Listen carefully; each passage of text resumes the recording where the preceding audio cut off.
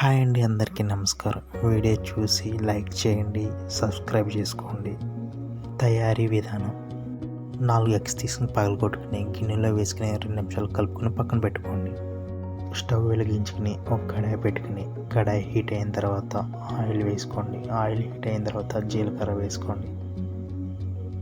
జీలకర్ర తర్వాత పచ్చిమిర్చి, కరివేపాకు, ఉల్లిపాయలు వేసుకుని అటు ఇటు తిప్పుకుంటూ కొద్దిగా సాల్ట్ వేసుకుని శుభ్రంగా కలుపుకొని మూత పెట్టుకోండి.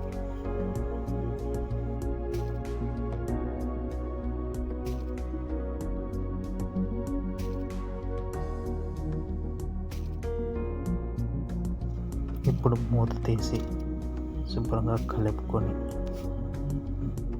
ఉల్లిపాయలు వేగిన తర్వాత ముందుగా కట్ చేసి వాటర్లో పెట్టుకున్న బంగాళదుంప ముక్కలు ఇందులో వేసుకుని శుభ్రంగా కలుపుకోవాలండి.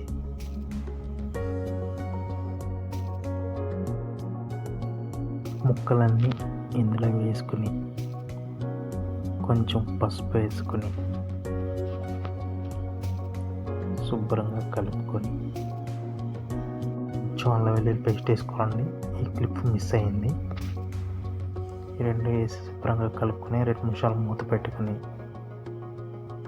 2 నిమిషాల తర్వాత కారం, ధనియాల పొడి వేసి శుభ్రంగా కలుపుకొని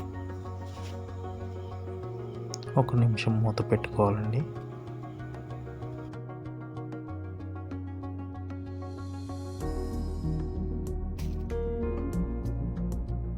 ఇప్పుడు ఒకసారి శుభ్రంగా కలుపుకొని ముందుగా మనం పగలగొట్టి కలిపి పెట్టుకున్న ఎగ్స్ ఇందులో వేసుకుని శుభ్రంగా కలుపుకోవాలండి.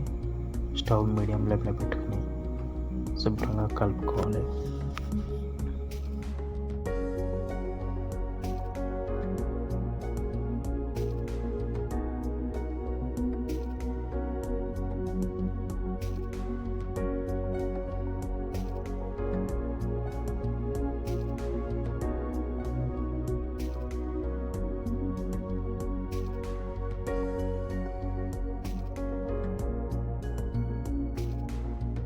ఇప్పుడు ఇందులో కొంచెం గరం మసాలా, కొత్తిమీర వేసి శుభ్రంగా కలుపుకొని 2 నిమిషాలు మూత పెట్టి మగ్గనిచ్చి స్టవ్ బంద్ చేసుకోవాలండి.